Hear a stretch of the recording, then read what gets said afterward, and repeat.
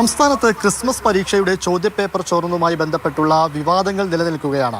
ഇതിലിപ്പോൾ MS സൊല്യൂഷനെതിരെയാണ് ആരോപണം വന്നിരിക്കുന്നത്. ഇതിലിപ്പോൾ ക്രൈംബ്രാഞ്ച് തന്നെ ഒരു അന്വേഷണവും പ്രഖ്യാപിച്ചിട്ടുണ്ട്. ഇന്നതിൻ്റെ പ്രാഥമിക അന്വേഷണവും ആരംഭിച്ചു കഴിഞ്ഞു. ഇപ്പോൾ MS സൊല്യൂഷനിൽ തന്നെ ഒരു ഇംഗ്ലീഷ് അധ്യാപകൻ ഇപ്പോൾ മാതൃഭൂമി ന്യൂസിനൊപ്പം ചേരുകയാണ്.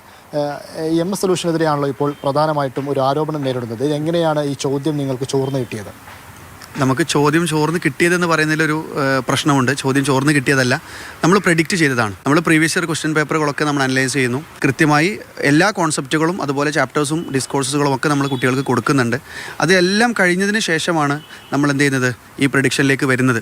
പ്രഡിക്ഷൻ ചെയ്യുന്നതിന് മുൻപ് നമ്മൾ ഒരു 7:20 മുതൽ 9 മണി വരെ ലൈവ് ഉണ്ടായിരുന്നു. ഒരു 2 മണിക്കൂർ 1.5 മണിക്കൂർ കൊണ്ട് നമ്മുടെ ആ ലൈവ് തീരുന്നു. അത് കഴിഞ്ഞ് നമ്മൾ ഇതുപോലത്തെ മറ്റ് യൂട്യൂബ് ചാനലുകൾ സൈലം, അതുപോലെ തന്നെ നമ്മുടെ റൈസിൻ്റെ ഓൺലൈനായിട്ടുള്ള എയ്ഗൺ എന്ന് പറയുന്ന സ്ഥാപനം, അതുപോലെ തന്നെ എജു പോർട്ട്, അതുപോലെ സബ്സ്ക്രൈബേഴ്സ് കുറഞ്ഞ ചാനലുകൾ എല്ലാവരുടെയും ശകലം ചെയ്തതിനു ശേഷം മാത്രമേ നമ്മൾ പ്രൊഡക്ഷനിലേക്ക് പോവുകയുള്ളൂ. അവർ കൃത്യമായി ഉച്ചക്കും വൈകുന്നേരം അതുപോലെ രാത്രിയും കൊടുത്തിട്ടുള്ള ലൈവുകളൊക്കെ പരിശോധിച്ച ശേഷമാണ് നമ്മൾ പ്രഡിക്ഷൻ ചെയ്യാറുള്ളത്. അപ്പോൾ നമുക്ക് മനസ്സിലാകുന്നത്, നമ്മൾ പ്രഡിക്ഷൻ ചെയ്ത ക്വസ്റ്റ്യൻസ് വന്നിട്ടുണ്ട് എങ്കിൽ ഡെഫിനറ്റ്ലി ഇതെല്ലാം നേരത്തെ തന്നെ സൈലം എന്ത് ചെയ്തിട്ടുണ്ട്, പ്രഡിക്റ്റ് ചെയ്തിട്ടുണ്ട്. ചോദ്യപേപ്പർ ചോർന്ന വിഷയവുമായി ബന്ധപ്പെട്ടിട്ടാണെങ്കിൽ തീർച്ചയായും എല്ലാ സ്ഥാപനങ്ങളും എല്ലാ യൂട്യൂബ് ചാനലും ഇതിന് പരിധിയിൽ, അന്വേഷണത്തിൻ്റെ പരിധിയിൽ വരണം. ഈ സ്കൂളുകളിലൊക്കെയുള്ള സർക്കാർ അധ്യാപകരുടെ ഒരു സഹായം നിങ്ങൾക്ക് കിട്ടുന്നുണ്ടോ ഇത്തരത്തിൽ ചോദ്യം തയ്യാറാക്കാൻ? സർക്കാർ അധ്യാപകർ ഇത്തരം മേഖലകളിൽ പ്രവർത്തിക്കുന്നുണ്ടോ എന്നുള്ളത് ഗവൺമെൻറ് കൃത്യമായ അന്വേഷണം നടത്തണം എന്നുള്ളത് തന്നെയാണ്.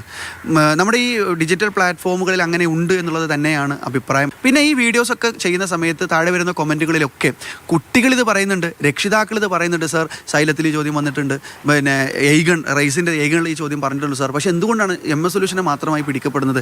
അതൊരു ശരിയായ നിലപാടല്ല. നമ്മൾ പ്രഡിക്ഷൻ പറഞ്ഞത് അതുപോലെ ആവർത്തിച്ചത് കൊണ്ട് ആ ആവർത്തിച്ചതിലുള്ള അസ്വാഭാവികതയാണ് ഗവൺമെൻറ് ചോദ്യം ചെയ്യുന്നത്.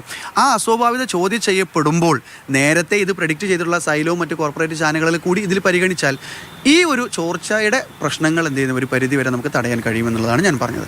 MS സൊല്യൂഷനിൽ മാത്രം അന്വേഷണം ഒതുങ്ങരുത്, മറ്റു കോർപ്പറേറ്റ് സ്ഥാപനങ്ങളിലേക്ക് കൂടെ അന്വേഷണം വ്യാപിപ്പിക്കണം, ആ രീതിയിൽ അന്വേഷണം നടക്കണമെന്നാണ് ഈ അധ്യാപകൻ പറയുന്നത്. അരുൺ കിഷോറിനൊപ്പം ഇംതിയാസ് കരീം, മാതൃഭൂമി ന്യൂസ്, കോഴിക്കോട്.